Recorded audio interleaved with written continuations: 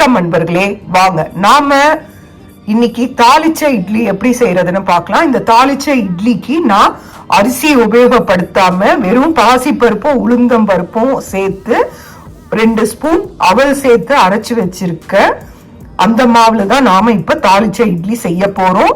இதுல இட்லி ரொம்ப நல்லா அருமையா வரும், நல்லா உப்பி ரொம்ப அருமையா வரும். வாங்க இதுல என்ன பண்ணலாம்னா, நான் தாளிச்ச இட்லி செய்யறதுக்கு நான் கொஞ்சம் மாவு எடுத்திருக்கேன். இந்த மாவுல என்ன செய்யலான்றத நாம பார்க்கலாம். தாளிச்ச இட்லி செய்யறதுக்கு நான் கேரட் கொஞ்சம் துருவி எடுத்திருக்கேன், கறிவேப்பிலை எடுத்துக்கோங்க, கொஞ்சம் கொத்தமல்லி, கொஞ்சம் இஞ்சியை நல்லா துருவி எடுத்துக்கோங்க. நான் 2 பச்சை மிளகாய் சேர்த்திருக்கேன். நாம இப்போ ஒரு பேன்ல 1 ஸ்பூன் எண்ணெய் விட்டுக்கலாம். எண்ணெய் காஞ்சதும் கடுகு, கடலைப்பருப்பு, உளுத்தம்பருப்பு ஒரு ஸ்பூன் சேர்த்துக்கலாம். பாருங்க, பேன்ல எண்ணெய் 1 ஸ்பூன் எடுத்திருக்கேன், இது காஞ்சிடுச்சு. இப்ப நான் இதுல கடுகு, உளுத்தம்பருப்பு, கடலைப்பருப்பு சேர்க்கிறேன்.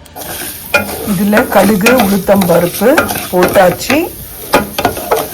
இது நல்லா ஃப்ரை ஆகட்டும், நல்லா வதங்கட்டும். அதுக்கு பிறகு இதுல நாம துருவி வச்ச இஞ்சியை சேர்த்துக்கலாம்.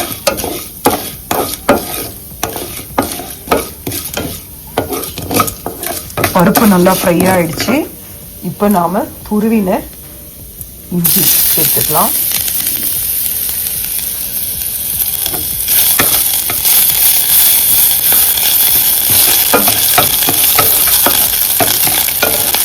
உங்களுக்கு விருப்பம் இருந்தா இதுல கொடமிளகா பொடியா நறுக்கி போட்டுக்கலாம், பச்சை பட்டாணி சேர்த்துக்கலாம், முந்திரி பருப்பு போடுறவங்களும் போட்டுக்கலாம்.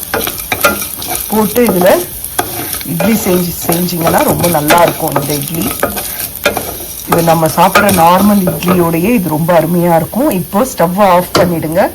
ஆஃப் பண்ணிட்டு நாம வச்சிருக்க கேரட், கறிவேப்பிலை, கொத்தமல்லி, பச்சை மிளகாய்னா இதுல சேர்த்துடலாம். இதை நல்லா கலந்து விட்டுருங்க. கலந்து விட்டுட்டு இதை நீங்க இட்லி மாவுல சேர்த்துருங்க. உங்களுக்கு ஹெல்த்தியா வேணும்னா நான் சொன்ன மாதிரி குடமிளகா, பச்சை பட்டாணி இதெல்லாம் சேர்த்துக்கோங்க, முந்திரி பருப்பு இதெல்லாம் சேர்த்துக்கோங்க. இல்ல பசங்க அதெல்லாம் சாப்பிட மாட்டாங்கன்னா நீங்க வெறுமனே கேரட் மட்டும் போட்டு கூட செஞ்சு கொடுக்கலாம். இது உடம்புக்கு நல்ல ஹெல்த்தியும் கூட.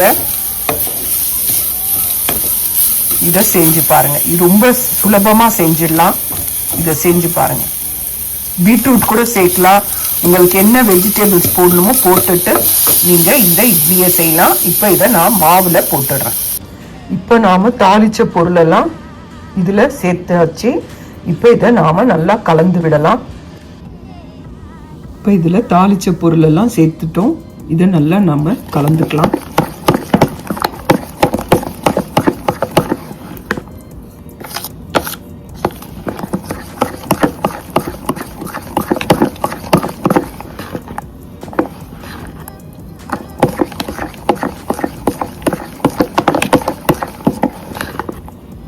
இப்போ இட்லி பானையை தண்ணி விட்டு அடுப்புல கொதிக்க வைங்க. தண்ணி கொதிச்சதும் நாம இட்லி தட்டுல எண்ணெயை தொடச்சி நாம இத இட்லி மாவு தட்டுல வாத்துடலாம். நல்லா கலக்கியாச்சு. இப்ப நாம இத இட்லி வாத்து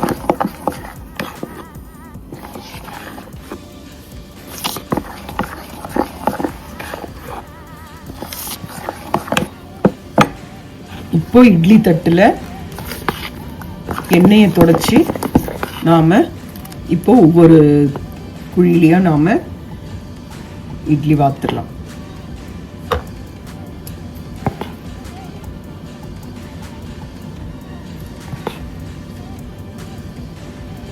இதை நாம இட்லி பானை தண்ணி கொதிச்சோன்னா நாம அதுல இதை வச்சிடலாம்.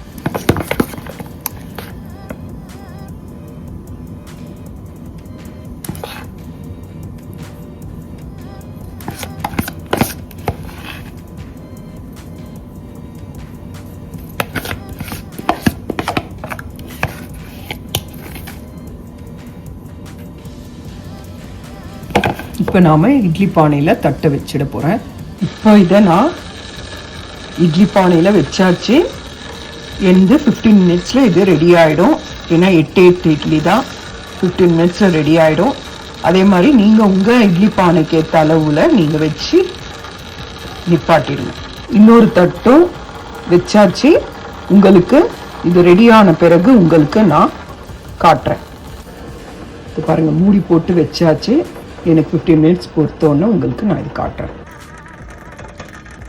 இட்லி வெந்துருச்சுங்க பாருங்க, கையில ஒட்டவே இல்லை, நல்லா எழும்பி வந்துருக்கு பாருங்க புஷ்ஷுன்னு. இதை பாருங்க, சூப்பரா இருக்குங்க. இது ஆறின பிறகு உங்களுக்கு நான் எடுத்து காட்டுறேன். இட்லி பாருங்க சூப்பரா ரெடி ஆயிடுச்சு. ரொம்ப நல்லா இருக்கு, டேஸ்டா இருக்கு. நீங்க வந்து சாப்பிட்டு பாருங்க. இது நல்ல உடம்புக்கு நல்ல ஹெல்த்தியான டிஷ்ஷு. இதை செஞ்சு பாருங்க. செஞ்சு பார்த்துட்டு சாப்பிட்டுட்டு இது உங்களுக்கு பிடிச்சிருந்தா கண்டிப்பா லைக் பண்ணுங்க. உங்க வீட்லயும் இதை செஞ்சு பாருங்க. இது கண்டிப்பா நல்லா இருக்கும். இது நல்லா இருக்காதுன்னு யோசிக்காதீங்க. நீங்க ட்ரை பண்றதுக்கு முதல்ல கால் கப்பு போட்டு கூட செஞ்சு பாருங்க. பிடிச்சிருந்தா அதிகமாவே போட்டு இனிமேல் நீங்க ரெகுலராகவே இதை செய்ய ஆரம்பிச்சிடுவீங்க. அதனால செஞ்சு பாருங்க. செய்யாம இது நல்லா இருக்குமா நல்லா இருக்காதுன்னா யோசிக்காதீங்க. கண்டிப்பா இது நல்லா இருக்கும். பாருங்க, இதை நான் இட்லியை போடுறேன் பாருங்க, எவ்வளவு நல்லா சாஃப்டா இருக்கு பாருங்க. இங்க பாருங்க,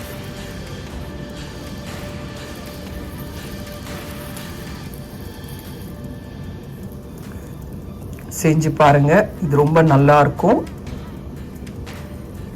ட்ரை பண்ணி பாருங்க.